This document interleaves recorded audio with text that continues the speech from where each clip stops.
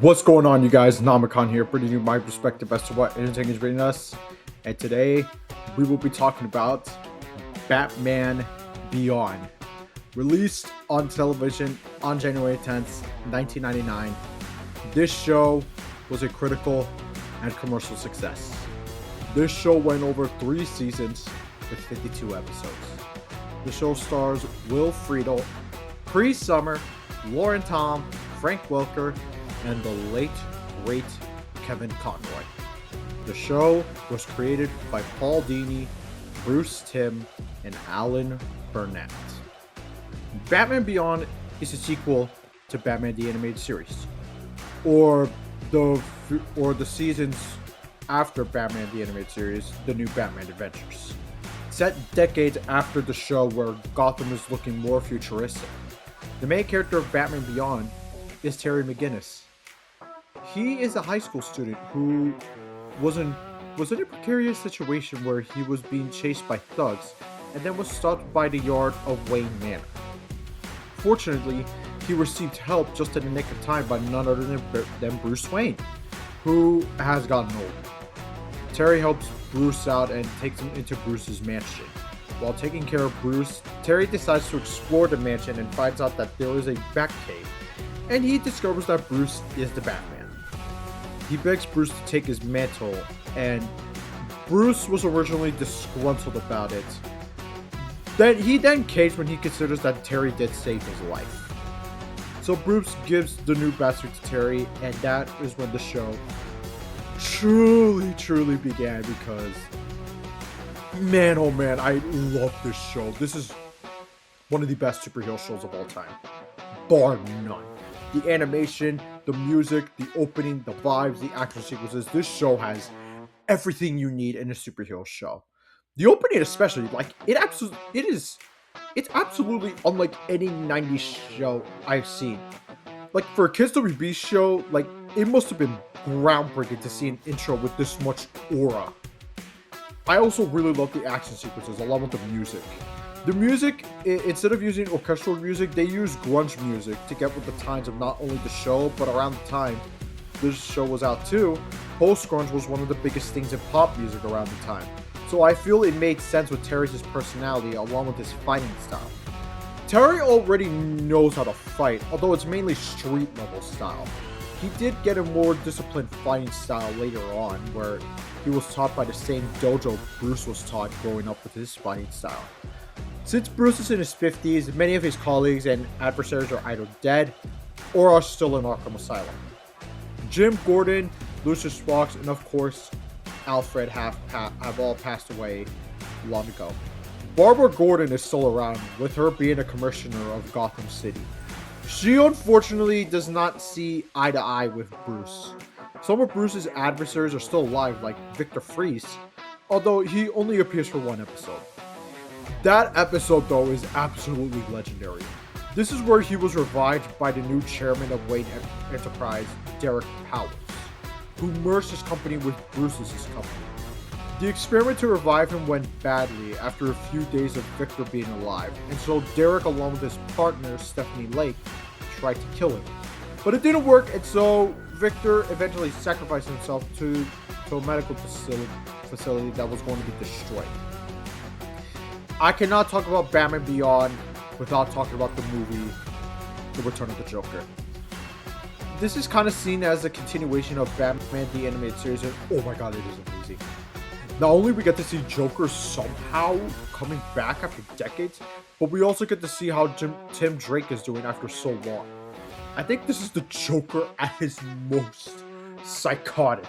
This version of the Joker, I have never seen this version of the Joker at his most psychotic, his most brutal way. I knew that he was insane thanks to the animated series, but in Return of the Joker, it really showcases how evil of a maniac this guy is. Like this guy, like it was at that point where he needed to go.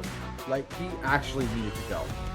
And I love this. I really, really love the flashback scene in Return of the Joker. It really kind of recontextualizes BTAS a little bit, but it looks and the action sequences in this movie go so hard, and it's great to hear Mark Hamill along with the late great Arlene Sorkin as Harley Quinn in the flashbacks.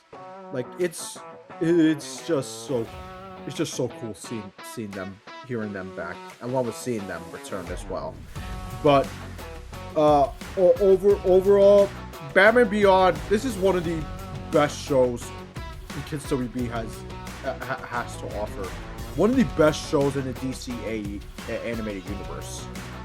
And fun fact, this show actually introduced a new character to the DCAU that eventually got his own spin-off, which is called the Zeta Project. It didn't last long. I feel like it's long forgotten. I don't know if it has ever gotten like a Blu-ray release or a DVD release. I've never seen it, but Zeta is a reoccurring character in Batman Beyond. He does appear in like a couple of episodes, but yeah, Batman Beyond is one of the greatest DC superhero shows ever made. It's crazy too because this is a completely original idea. Like Terry McGinnis never appeared in comic books prior to this. The way the Gotham was set never happened. Bruce, I don't know if Bruce Wayne ever got old in the comics prior to Batman Beyond. I don't know if Barbara Gordon ever became the commissioner prior to Batman Beyond, the release of Batman Beyond, but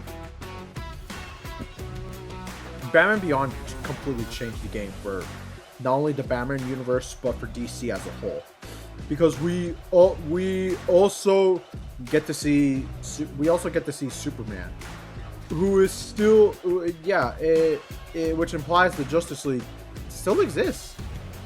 So it's so cool seeing how the rest of the characters from the DCAU are doing. It's just such a great show. I highly recommend you watch this show. This show is absolutely fantastic. It's 52 episodes. It had a pretty good run, I would say. And Terry McGinnis he's still a fan favorite. Like he has appeared in ever since Terry McGinnis debuted in this show. He has appeared in I believe in one episode of Justice League Unlimited, or I think it was Static Shock. I don't remember. It's been so long. I would say it was Justice League Unlimited, but I think he also has a comic run. I don't know if it's one or maybe more than two, but he really does. He really needs a lot more respect from DC, because there was supposed to be a Batman Beyond movie. I think James Gunn was involved in it, but it got canceled because Warner Brothers didn't see the value in it, which that's a massive shame.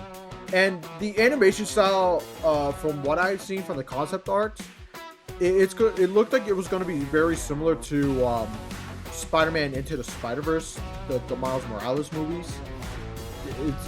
What a mess!